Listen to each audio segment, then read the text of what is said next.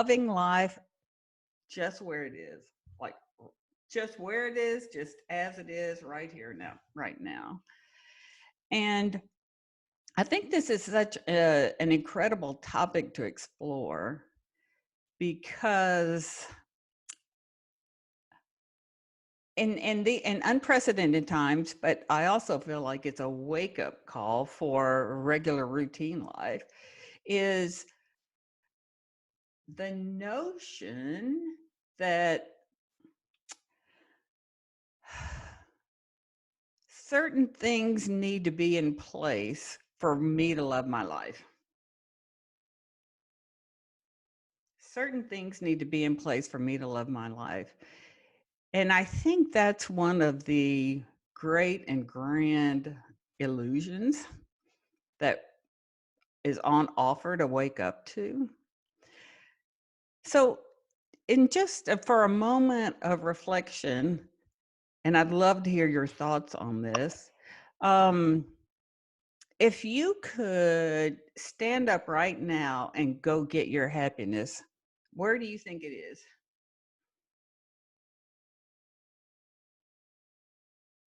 Where would you go to get it?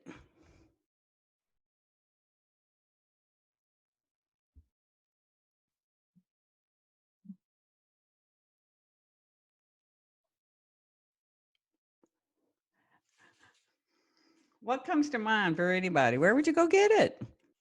If it's elusive and you got to find it, where is it? Hey, Barb. Oh, you have to unmute yourself. Okay, so for me, it would be two things. Well, three things, I guess. It would be nature, being in nature. It would be music, and it would be art. Okay. Okay. Now, Do those things don't necessarily, what your question is, would I find my happiness in them? They just make me happy.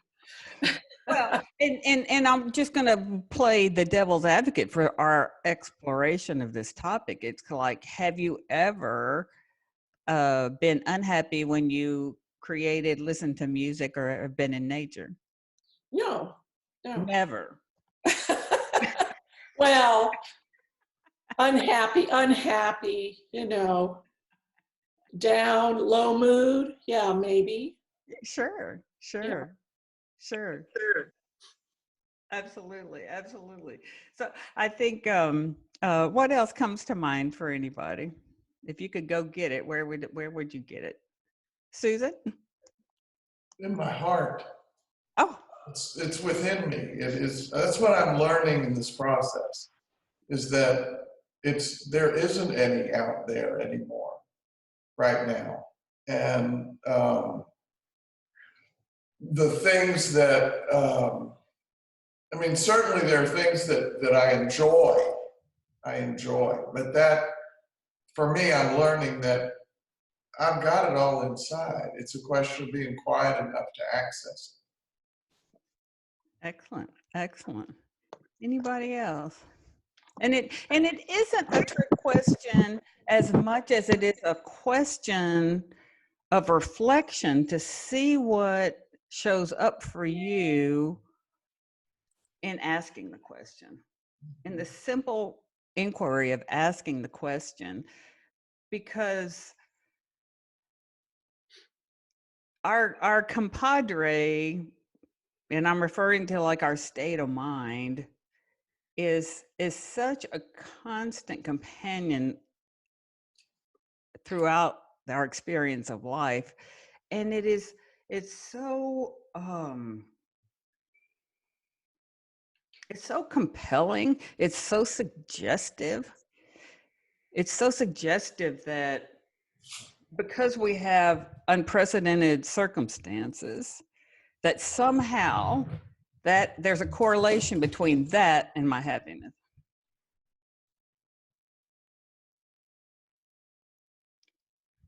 And if we didn't have the pandemic, there'd be something else in that fill in the blank. There really would. And so in kind of asking that question, and seeing how unique each one of our responses would be, you know. It's not even what the content shows up in the response if we ask that question, but the opportunity to get onto the fact that our happiness is dependent on nada.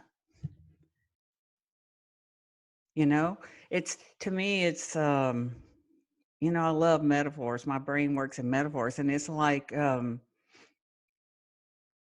you know, like unhooking the big U-Haul and driving off the parking lot in your peppy little truck, you know? And you just get to leave all that behind. You can leave all that behind, that somehow, whatever innocently we accumulated over time, that our happiness is dependent on something outside of me. And it's just not. It's just not, no matter what the illusion looks like. Yes, to Susan's point and Barb's point, it's so absolutely true that there are things we enjoy. You betcha. You betcha. Okay, can I add or Yes, Sutton, please go ahead. waiting, but I don't know when it's a good time. It sometimes it's really tough, but when I'm in a really tough place, I say, what's going well right now? What is Mm-hmm. going well right now? I mean, even the tiniest little thing. If I'm really a wreck, I go to bed or go hide or write or just play solitaire over and over again so many times. It's a nutty. Mm-hmm. But there are times I mean, I'm practicing because of this. I'm doing more meditation, more of all the things that do work for me, and just just breathing. Mm-hmm. There's a breathing thing I learned. I heard another one recently, but there's a breathing thing I learned where you inhale for 4, hold for 7, and when you exhale for 8, I got it from Andrew Weil. You put your tongue on the roof of your mouth and exhale. And I do that 4 times, and it just mellows. It's nice. So I like that. Anyway. And the even the point of like the opportunity of loving your life just where it is, it's, if you ground yourself in that, it's not like a guaranteed high, you know. It's Yeah. not you know, I certainly did. I certainly, not knowing innocently, you know, in the whole self-help movement of doing something, getting on the spiritual path and all that kind of stuff, you know, it took me a long time to wake up to realize that, oh, I kind of drank the Kool-Aid of self-helpness so I could bypass the human experience, you know. I really thought maybe if I self-help enough, I could somehow avoid all pitfalls of Yeah. anything other than I just want good experiences. It's like, I don't know who's in charge, but I just want good experiences. So but each one of us has the capacity to to the point of our conversation today, to wake up knowing that your happiness is, or your loving your life is not dependent on anything outside of you, you know. And whatever helps you get through the night or get through the day, whatever, however that song goes, of you have innate wisdom that wakes you up and says, man, I need to take some deep breaths here, or go whatever works for you. But the whole point about, wait a minute, I don't have to have the right, whatever the right would be, you know, whatever that right might be, a partner, a job, a place to live, all of the things that the mind might suggest that's needed to be okay. And I just feel like that this whole pandemic thing is a great opportunity to wake up to all of these ideas that we've had like a merciless grip on. You know, we've been striving to get to somewhere, you know. And that occurred to me this morning when I was painting, and I was like, wow, you know, what if what if it wasn't kind of embedded in our human psyche to do something to get something? And I was like, gosh, it just seems like we do so much to get something because whether it's conscious or not conscious, and then our mind is made up that if we get that something, my life's going to be better. And it's like, whoa, how much would leave the table if you didn't do something to get something? And you could just be and ride the waves. Yeah, it's like the cosmic joke. I mean, we always think it's outside of yourself and everything, and it's all here, wherever you're walking around. I mean, talk about present moment. I mean, it's it. We're in it. Whatever we got, we're got. Yeah. And we've always been in it. That's the part that's so funny. We've always been in it. But the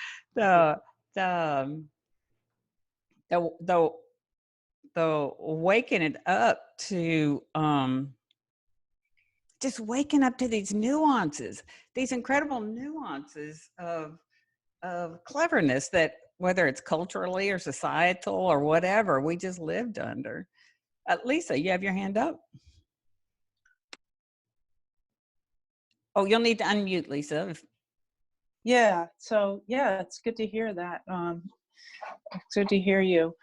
I was just thinking about how when, well, there was this quote, and I don't have the exact quote, but it was by some, great philosopher at some time, that the basic problem with humanity is that we can't just sit still with ourselves, like in one spot, like just sit still with ourselves, And I thought that was great, and under the circumstances, because then as I'm, at home and I'm still in this frenetic state that I used to be when I was working. I feel myself, just kind of like, oh, what do I got to do next? Where do I have to be? And I'm like, wait a minute, I don't have to do anything or be anywhere. And that's a nice feeling. I like that feeling. If it weren't for the coronavirus, I would love what's happening right now more than ever. Mm-hmm. But then there's the other things that are happening, like that I think I'm not supposed to be happy.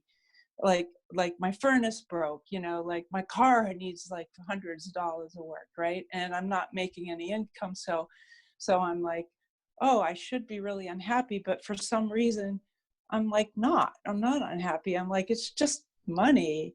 It's just, okay, if I just order one more thing from Amazon, I'll be happy, It's just one more thing. Oh, I should have put that in the past order, but I didn't. But I'll be getting packages every day, and it's just stuff like that, the human existence. Yeah. Thank you, Lisa. Okay. Thank you. Anyway, I got to go let the dog in. Sorry. Thank you. Thank you. So, if Deborah, go ahead. Yes, you'll need to unmute yourself. This has reminded me of a conversation I had last Sunday with a neighbor of mine. We went out by the pool and sat across the table, and I made some comment about this is going to probably last more than a couple of weeks. It may last a couple of months. And she's like, oh no, just, I can't do that. There's just no way. And I'm finding myself thinking right now, well, I really haven't been out much in the past 3 weeks, and I'm not really upset or sad or depressed about it. I find stuff to do, and I talk to my friends on the phone or my parents or my sister, and I find I'm really pretty content. I mean, I do my art every day, and, I read the paper and just do normal things, but I'm good with not having to go out and about. And now if it goes on for more than it goes on forever, I might not be that way. But for right now, I'm finding, enough to do to keep me busy. And I mean, I'm pretty happy just, staying home and, I think from what my clients tell me, they're really surprised. If somebody had told them, okay, where this is going to happen and you're going on lockdown, if they'd had enough time to think about it, they would have thought a whole lot about it beforehand, and that would have created a very different experience than just being in it and seeing how it is moment to moment. Moment to moment. Yeah, thank you, Deborah. And I think that brings up that point. Like to Deborah's point, it's like, okay, our mind has made up that, okay, I'm good, I'm cool on this for 2 weeks. But if it goes to 6 weeks, then here's this little deal maker, starting to already throw in the booga booga and the oh hell and all of this. And it's like, no. Because what another point that is so good about riding the waves, being able to love your life and ride the waves, meaning the fluctuating experience of life, that underneath all of that, we have in our innate capacity, resilience. And that resilience works for each and every one of us to bring us back up to the surface, to wake us up out of all of that mind,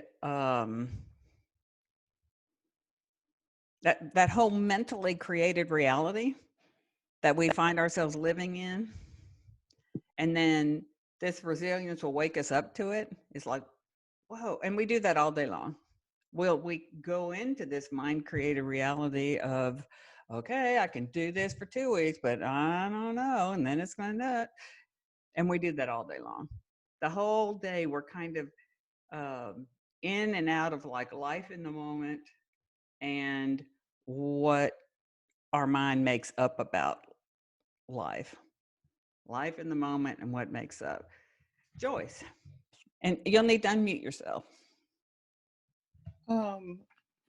One thing that I realized was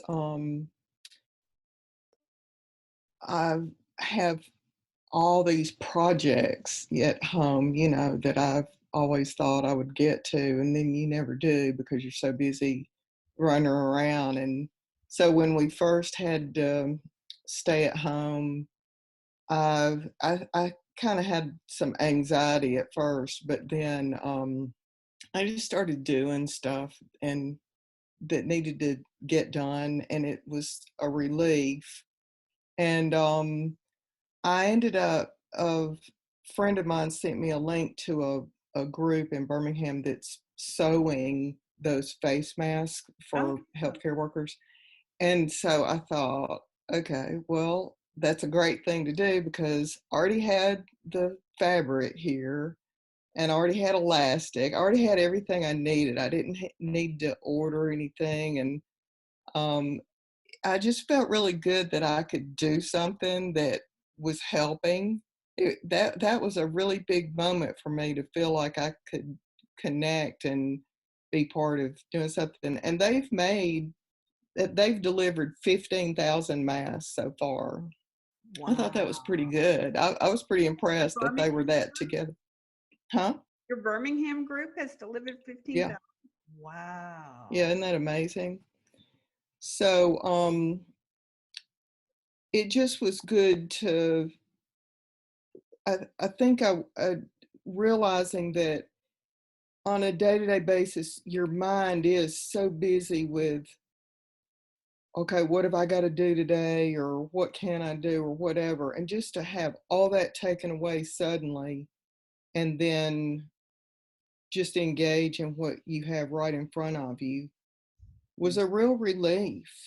And it really is a great opportunity for everybody to just be able to be still and just face yourself and face your life and see what good can come from it. Mm-hmm. Mm-hmm. Yeah. I couldn't agree more. That's why I really feel like this time is such a fertile garden for opportunity, because our we tend to allow our mind to drive our every action. And so in this opportunity of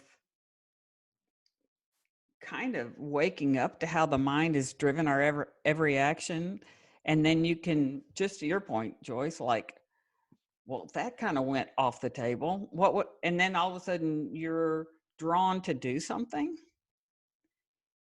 And I think that's prime opportunity. Is like, oh, we get to wake up to going where we're driven to, oh, I can go in the direction I'm drawn. Yeah. And I think it's very, very different, because we're unconsciously driven by our every thought. Like, I watch it lately, like going, oh,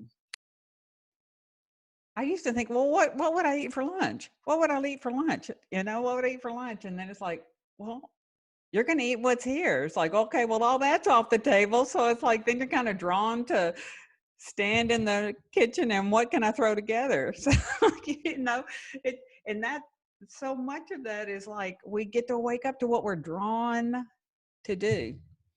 And to your point too, I think I don't know if this is universal. It looks universal to me, but I'm, take my word for nothing, is we're all drawn to contribute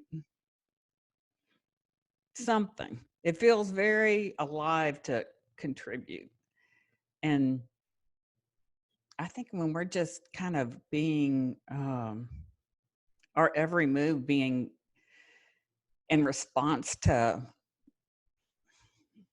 the mental game, that it's kind of like having a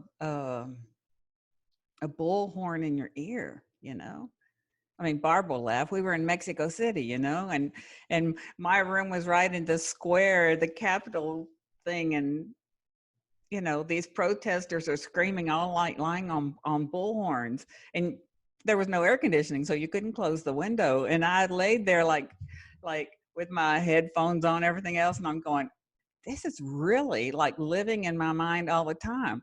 My thinking is screaming at me all the time. You should be doing this. You should go there. You should do it. Well, your life would be better if. Your life would be better when. And I'm like going, okay, so how can I be okay with these politicos screaming and and playing music, because they wanted to make sure no one in the administration buildings in Mexico City could do any work, because they would bombard it. It's almost like water torture, and it's like, well, this is just like living inside my head. I don't know what they think they're going to do to me. But that is a great thing to wake up to, about, gosh, wake up to that. What are we being in service to? This manufacture of thought, or what we're really drawn to participate in life? But that resiliency is there in all of us. It is.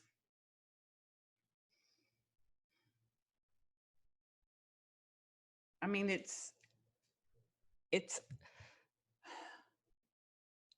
I think we don't realize it's an obvious part of our makeup until we hit times like this, and then it surprises us.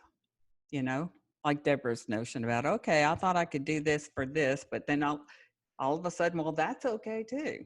We rise to the occasion.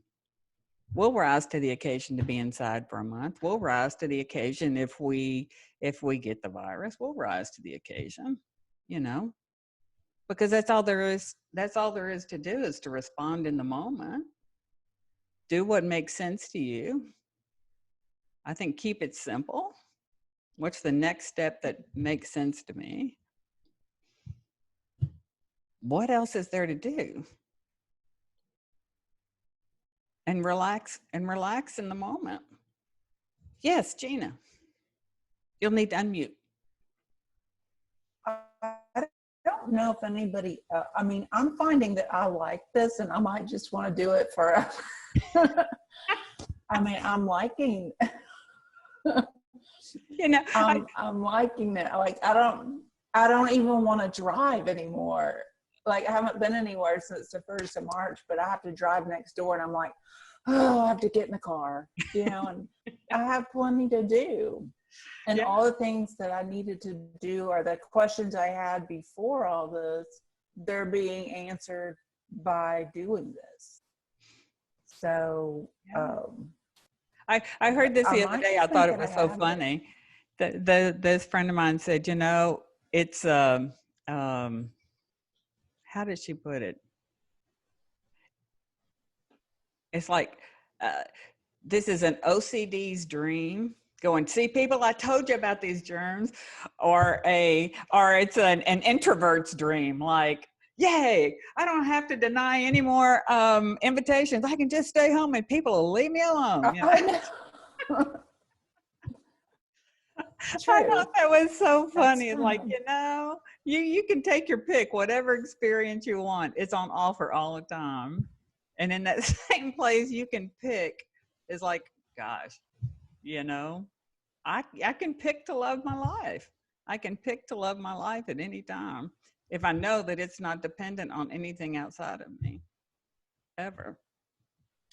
Sutton, yes. Yeah, I noticed, like, I know my sister and my mother, yeah, they handle it a little bit differently, but if you, like, my immune is compromised, so it's almost like you have built-in insulation already from that stress, because you've had other stress, so this doesn't really, it's not a big deal. Just kind of, I'm liking it. But to that point about Amazon's inner loving me. but in the inner resilience, Gina, it's like in those times of that we don't know how we're going to navigate, getting diagnoses or navigating treatments, just all of that. It's like somehow the resilience comes to meet us to do that, even if we didn't know we had it before. And I think it's helpful to know that it's there, and any notion that it's not is a fabrication of the mind.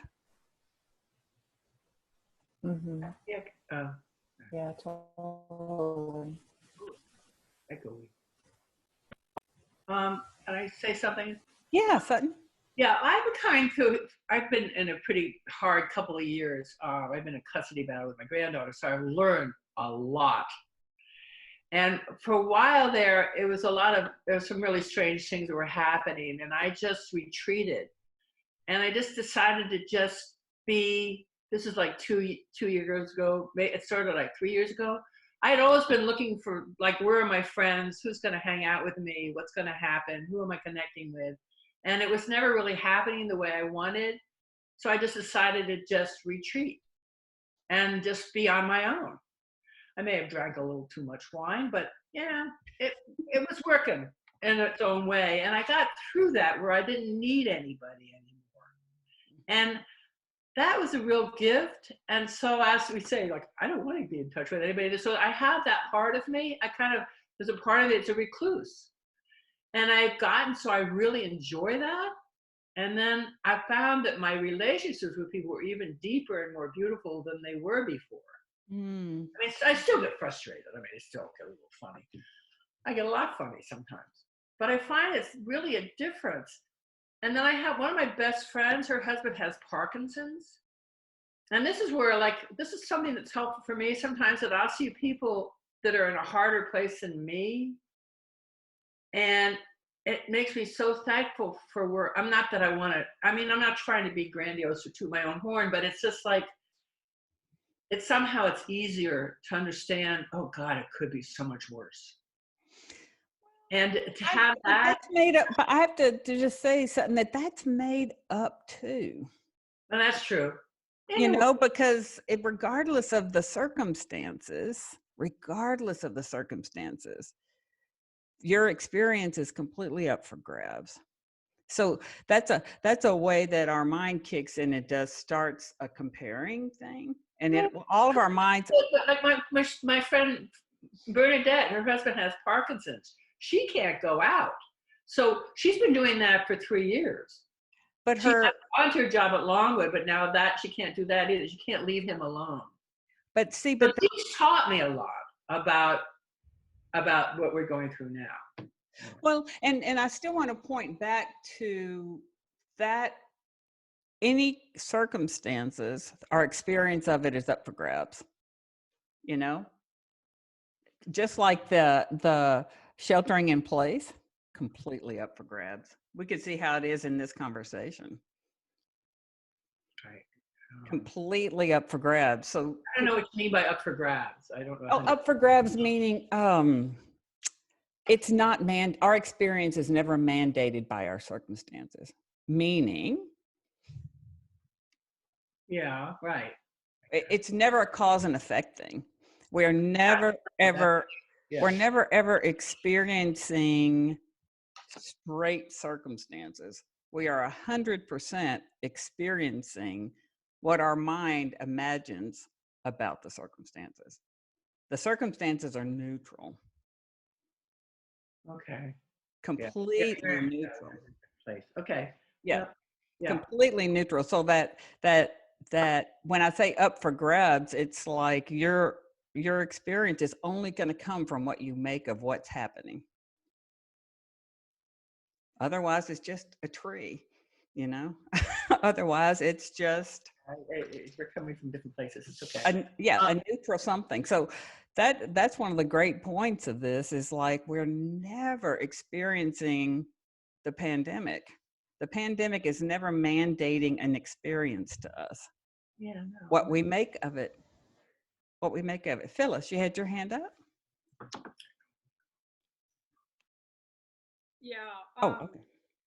I don't, just making me think about, like, I've had a lot of time. This is not too much different than what I've been doing because I retired from teaching about 4 years ago. So I've had lots of time to sit down. And, it seems like there are a lot of facades out there. Like, for instance, people think I'm busier than I am because of Facebook and what you post. But what I find interesting during this time is having the time to sit still long enough and, realize all these perceptions that you have about things in yourself due to, all the training that you've had. And I think it's really interesting, because I see, my perception shifting. Like, it's like, oh, during the pandemic, do I dare crack a joke? I'm glad I don't have to wear pants all the time. Sorry. So anyway, I can stay in my pajamas, whatever the case may be. And I find that when I, do feel sad or whatever the case may be, or may be happy, whatever the case may be, yesterday I was feeling a little bit blah. And so I just let myself feel that. And it was interesting. It's happened several times, and it's interesting, something always comes up in the moment, where I can do something for someone else. And I didn't think I had any ability to do anything because, like just like I talked to my stepmother for 2 hours, the other day. She had the virus and she's recovered from it. Unfortunately, her sister wasn't, that didn't happen for her. She passed away. But what was interesting, instead of, getting caught up in all the fears and the grief and all that, I just was able to sit there and listen. And it's weird because the perception that we have of what you're supposed to do during this time, I've seen a lot of people, saying that, they're really not fearful and they're not, caught up into all of this. And I find it really interesting because, that our perceptions, we're still enough so our perceptions can change on how we're supposed to deal with things. And well, I think to your point, Phyllis, two things you made a good point of is like, okay, first of all, if I don't get reactive to my low mood, before I know it, I'm on the other side of it. It moves. I don't have to do anything to it. If I just don't have to I don't have to react to it. It's kind of like the stream passing through. And the other part being that you just mentioned about, now I lost it. What'd you say? No. but the part I think is so important about that we can't eliminate low moods. We can't fix them not to have low moods. We can't fix moments of I'll say low moods or even if we just put it in a category of states of being I like and states of being I don't like. It doesn't even have to get more complicated than that. If I can just know that the states of being that I don't like are not, it's not a tattoo. It's not permanent. It's going to move and you don't have to do anything to move it. If you can just bear with the moment, something's going to come to mind, like, you just don't have to be reactive to it because it's not going to stick. It'll last longer than you ever wanted to, but it's not going to stick. It can't stick. Life is not stagnant. So it can't stay. Even though you don't like it, you don't want it, it can't stay. Feels like it. Like I said, 1 second's too long. The more you even know it, you wouldn't choose it, but it cannot stay. So that to me is very helpful. Yeah. You're never in control when, things are going to happen to you. The only thing you have control over is, and it's not even about the control. It's just, being in the moment and, just caring about yourself, which helps you care about others. And I don't know, it's just an interesting time. Well, yeah, which brings up a good point about, being in those states of being I don't like. I don't have to be scared of that because it's just a temporary state of being. There's no real danger. It's just a temporary state of being. And we don't have to be reactive to it. And we've been reactive to it for a long time. And now I think this pandemic situation about kind of taking away our I hadn't thought about this, kind of taking away our pacifiers and riding it through without our binky or our pacifiers. And it's like, wow, well, I didn't know I could do that. I didn't know I could eat everything in my freezer. Oh, okay, that's cool. So I'd love to hear from someone I haven't heard from. Which Lisa? Let's see.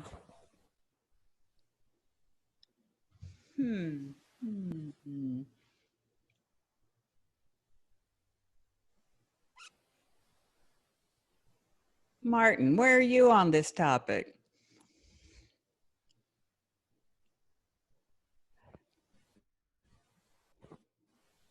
I'm just kind of sitting in and being a voyeur today. A voyeur. All right. Remute. I just wanted to check in with you. I'm here and I'm good. Thank you. Thanks, Martin. Linda's been having her hand up for a while. Let me check in with Nancy, and then I'll come to Linda. Nancy, you'll need to unmute. Great. So just very basically, the topic of today's get together, loving life just as it is, that's going to be one of my yellow sticky note things that goes right on my kitchen counter, which I do occasionally if something really strikes me that's very simple. And everything we're talking about, everybody's experience sort of does boil down to that. Living life, loving life just as it is. And it's important for now, but it's also important always. It's such a reminder. I don't know. I did want to throw in, sort of going back to the earlier part of our conversation, when you talked about, we think if we just have this, we have one more this, or one better this, or so. The last week or 2 weeks ago, I went to Wabash and got to get eggs, like you told me, or you said they had them. I bought some plants. I have one planter that every spring I like to fill with flowers that's right outside my sliding glass door. And the red, I didn't plant them right away, and the little red ones died. So now I don't have any little red ones. And I'm like, there's a part of me that's determined to go buy red little plants. And Buchanan's is closed. Oh, really? Yes. But today when I went and walked, I drive to Heights Boulevard because it's a couple miles, and then I walk on Heights Boulevard. So when I drove back home today, the other nursery over close to you, all whatever in time, well, they're open. And it took all I had not to pull in there to buy my little red flowers. But there was just a part of me that said, not go home. So, but I don't know. And the other thing is I live by myself. I'm used to being by myself. And I miss my activities, the things I do regularly. But I've had this thought a few times, I need to connect via activities like this, because I may be too alone during this time, but I haven't really felt that. I was concerned that I might be so alone and be so comfortable with being alone that it would not do me well, serve me well. So anyway, I'm good. But I do have that desire to go that one more thing or that one more thing. And I don't need any other one more things right now. Yeah. Yeah. Except the masks I'm going to order off of Amazon, but the little red flowers. So we'll see how that plays out. Anyway. Yeah. That's so that's where I'm at. Thank you. Linda, you had your hand raised? Yeah. The first thing I wanted to just comment on is when you opened the discussion with, where is your happiness? I was like, is this a trick question? And we can talk about the things that we associate with our happiness, but happiness, that's not a thing. It's so it's not out there in the real world. It's not attached to my phone or, it's not attached to whether I'm eating or drinking the right kind of food. I mean, it's not attached to that. It's not a real physical thing. So of course it's not outside us.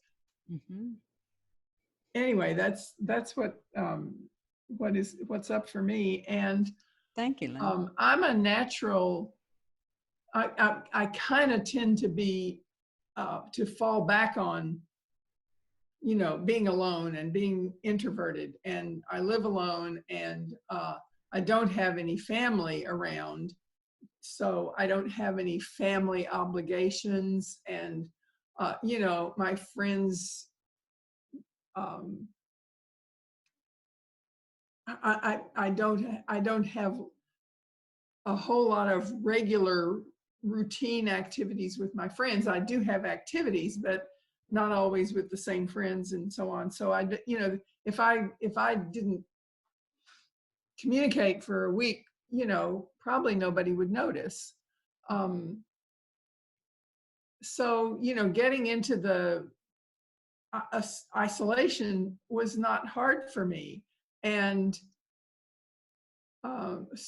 and then I noticed after a while, it was, you know, I was kind of in the reality of, oh my goodness, this really is a life-threatening situation, or could be. And you know, so I was getting kind of fearful and kind of frustrated, not frustrated, but, you know, kind of depressed and anxious. And I was like, okay, you know, I need to be in touch with people. And so I'm doing as many of this kind of interaction as I can with other groups that I'm in. just to stay in touch, just to have faces and real people to be with. Yeah, and Linda, to your point, that, you know, when we started the conversation and we were talking about loving life just as it is, I think in that realizing that it's not dependent on anything outside of you, that the second part of that is about, but for what I'm making up about this, your natural state of being is harmonious. I mean, your natural state of being is harmonious and peaceful and happy, just the way it is, just the way you are. And we've made up so much stuff about the world and our lives and the circumstances and the blah, blah, blah, and our feelings and our moods, and that, exactly. You know, but when all of that gets, you know, how do I put this? I don't want to suggest that you have to have a clear state of mind to be love your life. But what I want to share is that your innate resilience, your heartbeat, your blinking eyes, your harmonious state of being is in that batch of goodies that our meat suit is programmed with, you know? Yes. That's and we just get it buried under all that other stuff, so we can't experience it innocently, or it's a challenge to experience it innocent. The other thing I wanted to say is that you know, out of doing this, I've realized some how do I say this? I don't want to say that there's benefits to the pandemic, because that's not that's not what I want to reinforce. I certainly want it to be over as soon as possible. But first of all, I was doing the Whole30, which is a clean eating program that you do for 30 days. And I started it on March the 13th. I started it on that day because a luncheon I was planning to go to 2 days after that was canceled. So I went, oh, I can start this 2 days early because I don't have, and so now I don't have any other events that might tempt me to eat the wrong stuff. So are you saying that you're seeing? So the bottom line is that the Whole30 is, I'm 3 weeks into a 30-day thing, and it's been amazingly easy. Right. Because I haven't had all of this outside stuff crashing in on me to, you know, to say, eat this because it tastes good. and I'll even suggest, Linda, it's like, okay, what if it isn't outside stuff that's pow, pow, powing? oh, right. Yeah. What if it's my reaction to the outside stuff that makes it that would make it challenging. Yeah. And I've been cooking and being more creative cooking and having more fun in the kitchen than I've had in years. and you know, feeling like I'm really taking care of myself in that way. The other thing. Let me check in with let me check in because we have a few minutes left with anybody else who hasn't had an opportunity to speak, just because we've only got a few minutes left. Thank you, Linda. Is there anybody else that? Yes, Elsie. Elsie. I think this is an incredible opportunity to really engage with our creative spirit, to form the pathways that we want to really live a life that we love, and to be open to new opportunities, new growth, new knowledge that will inform us as we move toward the future. To me, it's like an artist in residence program. That's a great idea. Yeah. For me, it's just a continuation of the life that I was having. So it's strenuous in terms sense of being isolated or cut off, or I can't have, or all this sort of stuff. It's just more of the same, and opportunities really to deeper into what is in fact meaningful, what is in fact essential, what are my core values that are being threatened and challenged, and to look at what is going to come out of this as the greater good. So yeah, I love that. Elsie is an artist in residence program. Being the artist of your life, I think that is a great moniker to carry about, wait a minute, this is real time for reflection about what's the cream I want to saturate myself with and let the rest of it go. I love that, because I think our life is the greatest creation we can play with. Yeah, exactly. And we have this opportunity now to shape it, to form it, to reframe it, to redesign it. You know, our creative spirit is there. It's ready, right at there. the ready. It's right there and ready. For us to do what we're open. You know, if we just listen, if we just hear that creative spirit. And so I just think it's, you know, there is a silver lining. I mean, we all have challenges at different times, and this has been a greater challenge that's from an external force. And sometimes those challenges do occur. But what an opportunity to find the silver linings, you know, and what can we create from that? You know, what good is going to come out of this, not only for our own self, but for the world at large. We have to take care of our global planet. Right. And this is the opportunity to look at that. I just think it's marvelous. And the global planet starts right here. Yeah, exactly. And what an opportunity to really to go inside, to be introspective and reflective for what we are doing now for ourselves. Can we do that for the world? Thank you, Elsie. Thank you. Martin, you raised your hand. Yeah, I completely agree with what Elsie said, and I would go as far as to say that there are a lot of opportunities and advantages out of what's happening to our world right now. In full disclosure, I'm in a mood today, and in one of those times where I'm feeling low and disjointed, and I know, like you say, it'll pass. One thing I have noticed in regards to the creativity is that in the past, I have always felt that my creative urge was connected to my happiness or feeling good. And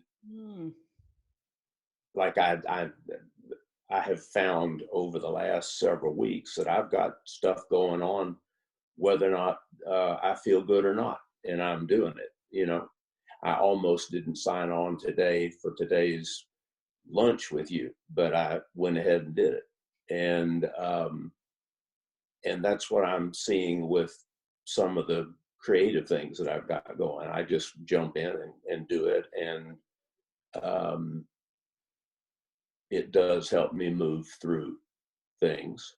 And I don't know that the work that I produce is suffering any from from me not feeling good about it, you know. So anyhow, that's what I wanted to say. I love that, Martin, because I think that's another one of those head games that suggest I have to be in the mood to engage with creativity. You know, I hear that a lot, that people think their creative abilities are mood driven. It's like, no. No, the gift comes from just engaging. Once you engage, you come into the present moment and you forget you're not in the mood. Yes. You know, and it's all about getting in the present moment and engaging, and innocently we really believed we had to feel inspired, or we had to feel like creating to get involved. It's like, no. But innocently we thought that, but it's not true. Yeah. Anyone else that hasn't spoken? Thank you, Martin. Anyone else that hasn't spoken that would like to? Cherie, I just I've been thinking about the resilience part. Yes. All through the way, and Martin kind of made me think about it a little more. What fuels resilience? Is resilience do we all have the same amount of resilience? Those kind of questions. Yes. You know, Sharon, because resilience is we see it in kids. I'm sure you see it in your grandkids. You know, they get knocked down, they get up. They beat up a brother or sister, they get up. You know, they forget they're mad and they get up. They re-engage with life, you know, all the time. Until we learn to hold grudges, or until we learn the concept of justice, you know, that my wrong needs to be righted, you know, I mean, all of that stuff is like aftermarket add-ons, but we rise to the occasion. I can't think of a different way to say it, but in the same way that if we scrape our knee doesn't stay scraped forever.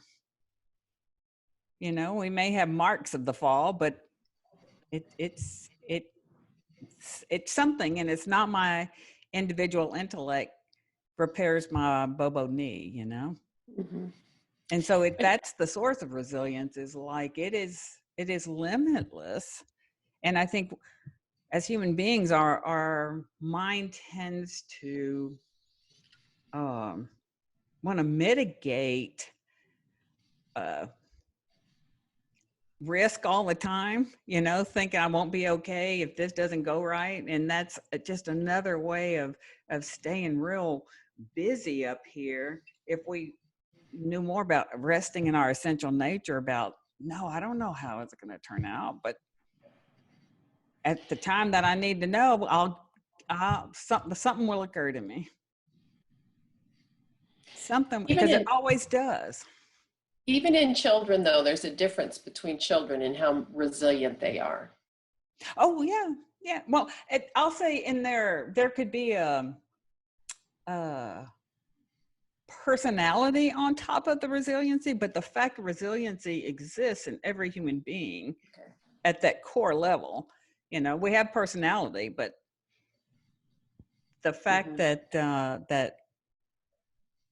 there is an intelligence that gets us upright.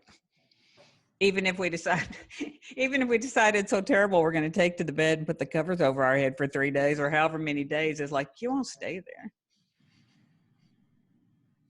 Yeah, it's thank you. It's just given me some good things to think about. Does hardship make you more resilient? Does being resilient at one point allow you to have more resilience the next time? I don't think so. When you say that, Sharon, and I never thought of it this way, but it's like the resilience is present. What my mind makes up about, am I going to survive it, is on top of that resilience. and then something happens you never imagined navigating. And so the mind is like it's not a 5 alarm fire, it's a 2 alarm fire, because it's like, well, you know, we made it through the last one. We didn't know we could make it. But the core resilience of that which will bring you back up to the surface. I think the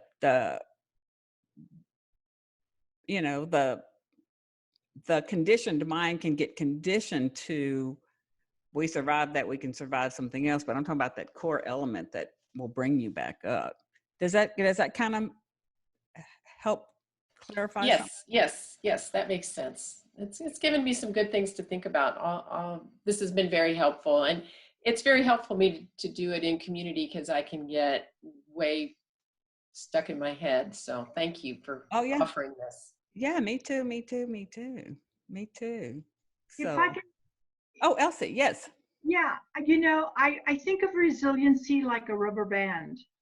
There's different rubber bands that some are very, very tight, and then some are a little bit looser, and then some are have a lot of give in them, in those different rubber bands. And I think of resiliency as almost like a muscle that, life experiences allows us to build on the resilient action that we took before. And I think we build on that resiliency that we have within, and stretching our resilient muscle, so that, yes, at the core we all have it, but it's how we respond, and with greater awareness and acceptance and compassion, we grow that resiliency and push out and expand that rubber band so that it becomes looser, so that the next time our resiliency level will be higher and greater, and allow us to really look at the situation in a way that we can move through it and push through it and move beyond it. That's just a comparison that I use all the time, and saying, okay, where's my rubber band? Right. And to Elsie's point, Sharon, it's like having had challenges in life, you have a different relationship with your resiliency. You see what I mean? It's because you've navigated certain things, you have a very different relationship with it. And that would be to me, the metaphor of that loosening of the rubber band, because you have a very different relationship with it. Because I don't know about y'all, but I didn't know I had what it took. I had no idea. I had so much data to the contrary downloaded. It wasn't until that got kind of, I saw the holes in that Swiss cheese that truth had the opportunity to present itself. Good. So, thank you. Thank you, Sharon. And thank everybody for coming to the call. I mean, I think I love the community. I love the fact that y'all made time to come and share in this sweet forum of just sharing ideas and allowing yourself to, just be open to cyber community and connection in this way. I think it's a wonderful gift. And thank you for being open to the topic about loving your life just the way it is.